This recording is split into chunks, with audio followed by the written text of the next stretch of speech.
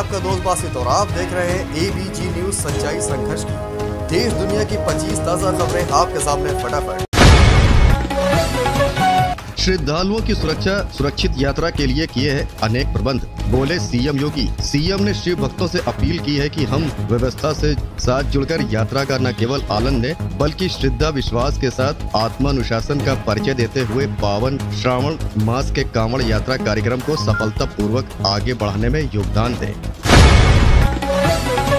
बिजली चोरी का ऑडियो वायरल, जेई सतर्कता और परिवर्तन दल उप निरीक्षक निलंबित। ऊर्जा मंत्री ने पूर्वांचल विद्युत वितरण नियम में बिजली चोरी के ऑडियो क्लिप वायरल होने के मामले में बलिया में तैनात अवर अभियंता सतर्कता गोपी चंद गुप्ता तथा उप निरीक्षक प्रभारी परिवर्तन दल अमित कुमार यादव को तत्काल प्रभाव से निलंबित कर दिया है। माता प्रसाद पांडे को नेता प्रतिपक्ष बनाने पर मायावती का अखिलेश पर वार। माता प्रसाद पांडे को विधानसभा में नेता प्रतिपक्ष बनाने पर बसपा सुप्रीमो मायावती ने अखिलेश यादव पर हमला बोला है। मायावती ने पीडीए यानी पिछड़ा, दलित और अल्पसंख्यकों को केवल वोट बैंक के तौर पर उपयोग करने और गुमराह करने का आरोप लगाया है। यूपी रोडवेज, 5 कुंटल से ज्यादा लगेज ले जाने पर ड्राइवर कंडक्टर पर गिरेगी गाज। यूपी रोडवेज ने अपने एक पुराने नियम को सख्ती से लागू करने का फैसला लिया है। अब बसों में 5 कुंटल से अधिक लगेज ले जाने पर ड्राइवर व कंडक्टरों पर गाज गिरेगी। वहीं प्रत्येक यात्री अपने साथ 20 किलो तक सामान निःशुल्क ले जा सकेगा। जौहर यूनिवर्सिटी की शत्रु संपत्ति पर शासन का कब्जा, खाली होने लगे भवन। सपा नेता आजम खां की जौहर यूनिवर्सिटी में स्थित शत्रु संपत्ति पर प्रशासन ने कब्जा ले लिया। 2 भवनों को भी खाली का नोटिस पर कॉलेज प्रबंध को दिया। इसके लिए 7 दिन का समय दिया गया है। अधिकारियों ने बताया कि समय पूरा होने के बाद दोनों भवनों को सील करने की कार्रवाई की जाएगी।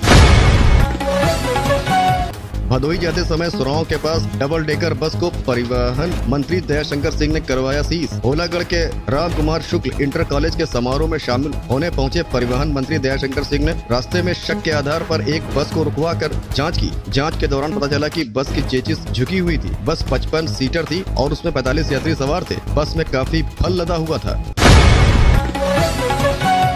प्रतापगढ़ में सरयदी में डूबने से कांवड़िया की मौत। प्रयागराज से जल लेकर आया था बाबा बेलखरनाथ धाम। प्रतापगढ़ में प्रयागराज से गंगा जल लेकर बाबा बेलखरनाथ धाम में एक कांवड़िया जलाभिषेक करने के लिए पहुंचा था। सुबह स्नान करने के दौरान नदी के गहरे पानी में डूबने से मौत हो गई। स्थानीय लोगों ने बताया कि स्नान के लिए कांवड़िया संतोष नदी की तरफ जा रहा था, तभी वह निर्माणाधीन सीढ़ी की सरिया में फंस गया, जिससे वह नदी में गिर गया और पानी में डूब गया। प्रयागराज में 10,000 कैडेट्स ने आयोग कार्यालय घेरा। 97,000 शिक्षक भर्ती का नोटिफिकेशन जारी करने की मांग। सोमवार को प्रयागराज में शिक्षा सेवा चयन आयोग का घेराव किया। सरकार के खिलाफ जमकर नारेबाजी की। तख्तियों में लिखा 97,000 शिक्षक भर्ती जारी करो। वादा दिया, वोट लिया, धोखा दिया, बेरोजगार बनाकर हमें छोड़ दिया। छात्रों के गुस्से को देखते हुए चयन आयोग के उप सचिव शिवजी मालवी और नवल किशोर कैडेट्स के बीच आए। उन्होंने आश्वासन दिया कि 15 दिन के अंदर भर्ती कैलेंडर जारी किए जाने का प्रयास होगा। प्रयागराज के श्रृंगेरपुर धाम में बिजली न होने से कांवड़िये परेशान। महंत मानस बाबा बोले, प्रशासन ने नहीं किए पुख्ता इंतजाम। कुंभ नगरी प्रयागराज में कांवड़ यात्रा बदहाल हालत में गुजर रही है। कांवड़िये गंगा जल के लिए श्रृंगेरपुर धाम पहुंच रहे हैं। यहाँ बद इंतजामी के चलते उन्हें परेशानियों का सामना करना पड़ रहा है। कांवड़ियों का आरोप है कि यहाँ बिजली का इंतजाम नहीं है, जिससे घाट पर अंधेरे में जल भरने के दौरान कई कांवड़िये घायल हो चुके हैं। मानसून सत्र शुरू होते ही सभा का हंगामा, सरकार और विपक्ष में रोचक तकरार।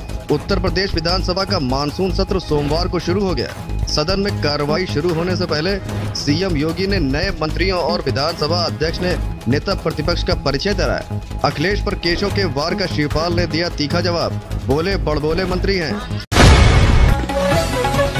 हम ऐसी कड़ी कार्रवाई करेंगे कि याद रखेंगे। माता प्रसाद पांडे के सवाल के जवाब में भड़क गए ब्रजेश पाठक। उत्तर प्रदेश विधानसभा में नेता प्रतिपक्ष नियुक्त होने के बाद समाजवादी पार्टी के नेता और इटावा से विधायक माता प्रसाद पांडे ने राज्य के डिप्टी सीएम, स्वास्थ्य मंत्री ब्रजेश पाठक और ऊर्जा मंत्री अरविंद शर्मा से सवाल किया। इस दौरान ब्रजेश पाठक ने कड़ी कार्रवाई की चेतावनी तक दे डाली।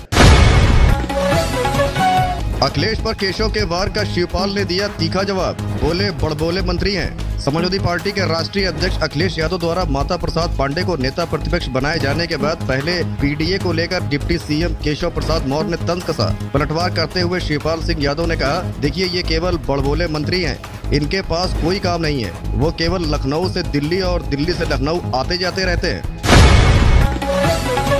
5 दिन के लिए कांवड़ियों के हवाले हुआ बस्ती लखनऊ 4 लेन। कांवड़ यात्रा के मद्देनजर सोमवार से 5 दिन बस्ती लखनऊ हाईवे पर वाहनों का आवागमन प्रतिबंधित कर दिया गया है। डायवर्जन 29 जुलाई की भोर में 4 बजे से प्रभावी कर दिया गया। 3 अगस्त की सुबह 8 बजे तक ये व्यवस्था लागू रहेगी। एम्बुलेंस, शव वाहन आदि के लिए 1 लेन से आवागमन की छूट रहेगी। मानसून सत्र के पहले ही दिन हंगामा, वेल में नारेबाजी। कल पेश होगा अनुपूरक बजट। विधानसभा में मानसून सत्र के पहले ही दिन सोमवार को समाजवादी पार्टी में कानून व्यवस्था, बाढ़, भ्रष्टाचार और बिजली की समस्या की चर्चा की मांग करते हुए जमकर हंगामा किया। सपा सदस्य सदन की कार्रवाई शुरू होते ही वेल में उतर आए। मैं बर्दाश्त नहीं करूंगा, सदन में भड़के स्पीकर, माता प्रसाद पांडे पर बिफरे। उत्तर प्रदेश विधानसभा का सोमवार से सत्र शुरू हो गया। सत्र से शुरू होते ही विपक्ष ने जमकर हंगामा किया। इस पर विधानसभा स्पीकर नीतीश महाना ने नवनिर्वाचित नेता प्रतिपक्ष माता प्रसाद पांडे को बार बार शांत रहने को कहा।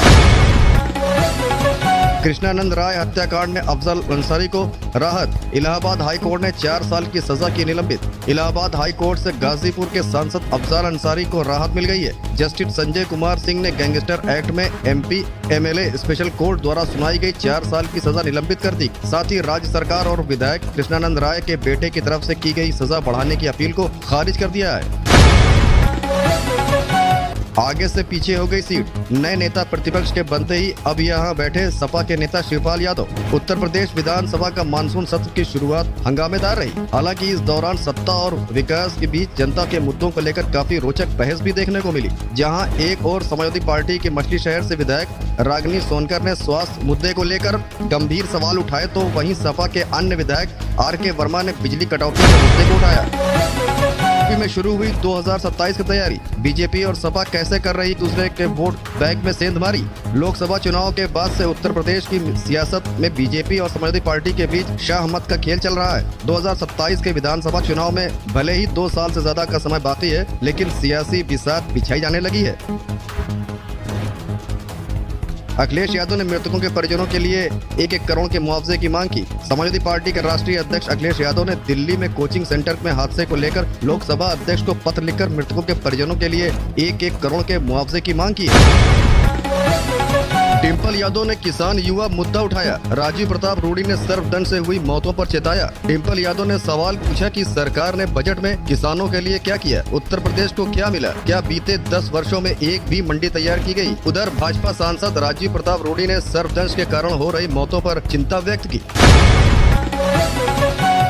महाभारत में अभिमन्यु जिस चक्रव्यूह में फंसा वही अब हिंदुस्तान के साथ, संसद में बोले राहुल गांधी। राहुल गांधी ने सोमवार को संसद में वित्त मंत्री निर्मला सीतारमण और केंद्र सरकार पर जमकर हमला बोला। राहुल ने कहा कि कुरुक्षेत्र की लड़ाई में जिस तरह अभिमन्यु को फंसाया गया था, उसी तरह इस 21वीं सदी में पूरे हिंदुस्तान को चक्रव्यूह में फंसाया गया। राहुल ने इसी के साथ बजट की कई कमियों को रेखांकित किया।